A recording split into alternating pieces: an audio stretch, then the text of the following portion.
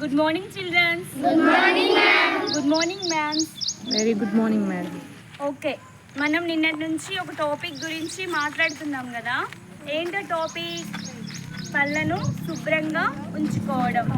ఈరోజు నేను తీసుకున్నది ఏంటి అని అంటే, చూడండి, రోజుకు 2 సార్లు పళ్ళు శుభ్రపరచుకుందాము, ఆరోగ్యంగా ఉందాం.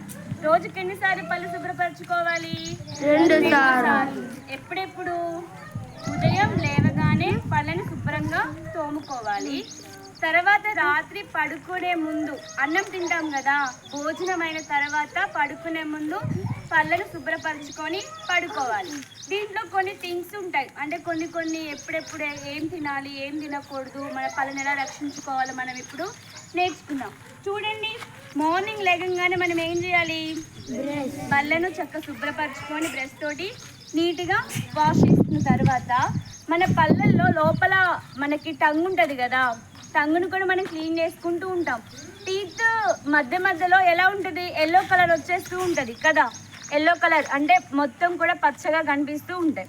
అలా ఉంటే ఏమున్నట్టు? మన పళ్ళ సందులలో చాలా రకాల జెమ్స్, అవి మన కంటికి కనిపించవు.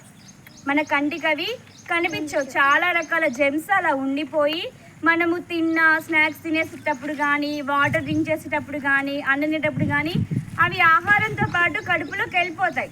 అలా వెళ్ళిపోయినప్పుడు ఎన్నో అనారోగ్యాలకు మనం గురవడం జరుగుతుంది.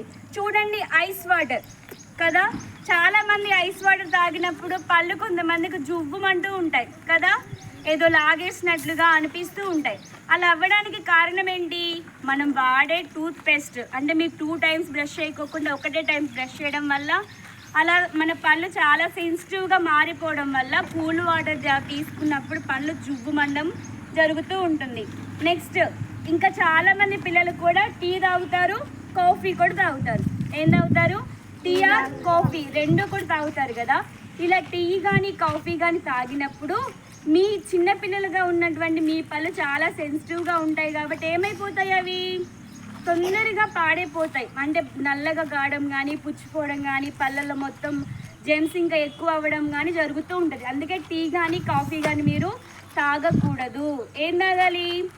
మిల్క్, పాలు మాత్రమే మీరు తాగాలి. ఈ టీ కాఫీ తాగినప్పుడు ఈ పళ్ళు అనేది పుచ్చిపోతాయి కనుక దీన్ని కూడా మీరు అవాయిడ్ చేయడం చాలా మంచిది. తర్వాత మనము టీత్ అనేటివి డార్క్గా వచ్చినప్పుడు, ఎల్లో కలర్ వచ్చినప్పుడు ఎవరి దగ్గరికి వెళ్ళాలి మనం? మన పళ్ళని క్లీన్ చేసే డాక్టర్స్ ఉంటారు కదా, తొందరగా వాళ్ళని కన్సల్ట్ అవ్వాలి. ఆ డాక్టర్స్ కూడా చెప్పే సజెషన్ ఏంటి అంటే, రోజుకి 2 సార్లు మీరు మీ పళ్ళను చాలా జాగ్రత్తగా శుభ్రపరచుకోమని వాళ్ళు మనకి చెప్తూ ఉంటారు. తర్వాత మనం తినే ముందు, ఇది నైట్ అనుకుందాం, మనం పడుకునే ముందు మనం ఏం చేయాలి? మార్నింగ్ లేవగానే బ్రష్ చేయాలి. మార్నింగ్ లేవగానే ఏం చేయాలి? మనం బ్రష్ చేయాలి. నైట్ తిన్న తర్వాత కూడా మనం ఏం చేయాలి? బ్రష్. మార్నింగ్ ఏమో తినక ముందు బ్రష్ చేయాలి, ఎందుకంటే నైట్ మొత్తం ఉన్నటువంటి జెమ్స్ అన్ని కూడా క్లీన్ చేసుకోవడం కోసం. నైట్ ఏం చేయాలి? మనము డిన్నర్ అయిపోయినాక, నైట్ దాన్ని ఏమంటాం మనం? డిన్నర్ అయిపోయిన తర్వాత మనం ఏం చేయాలి? బ్రష్ చేయాలి. మార్నింగ్ తినక ముందు బ్రష్ చేయాలి, నైట్ తిన్న తర్వాత మనము బ్రష్ చేయాలి. మార్నింగ్ తినక ముందు బ్రష్ చేస్తేనేమో మన మౌత్లో ఉన్నటువంటి మొత్తం డస్ట్ కానీ ఆ జెమ్స్ అన్నీ కూడా పోతాయి. నైట్ తిన్న తర్వాత భోజనం చేసామనుకో, తిన్నాక మన పళ్ళల్లో అక్కడక్కడ ఆహారం ఇరక్కపోతుంది కదా, అక్కడ మనం తిన్న కర్రీ కావచ్చు, రైస్ కావచ్చు, ఇంకేదైనా అలా ఇరకపోయినప్పుడు దాన్ని మనం క్లీన్గా చేసుకొని పడుకున్నామనుకో, మార్నింగ్కి మన యొక్క మౌత్ అనేది చాలా నీట్గా ఉంటుంది, జెమ్స్ అనేవి చాలా తక్కువగా ఉంటాయని మనం ఈ 2 అంటే మార్నింగ్ చేయాలి, ఈవినింగ్ చేయాలని సింబాలిక్గా చెప్తున్నాం. నెక్స్ట్ చూడండి, ఇక్కడ ఒక ఫ్యామిలీలో మనం చాలామంది చాక్లెట్స్ తింటూ ఉంటారు, లాలీపాప్స్ కానీ రకరకాల డైరీ మిల్క్స్ ఇవన్నీ తింటూ ఉంటారు. అలా తిన్నప్పుడు మీ పళ్ళ దగ్గర అక్కడక్కడ నల్లగా మచ్చ వస్తుంది కదా, అప్పుడు డాక్టర్ దగ్గరికి పోతే ఏమంటాడు? పళ్ళు పుచ్చిపోయినాయి, పీకాలి అని అంటాడు.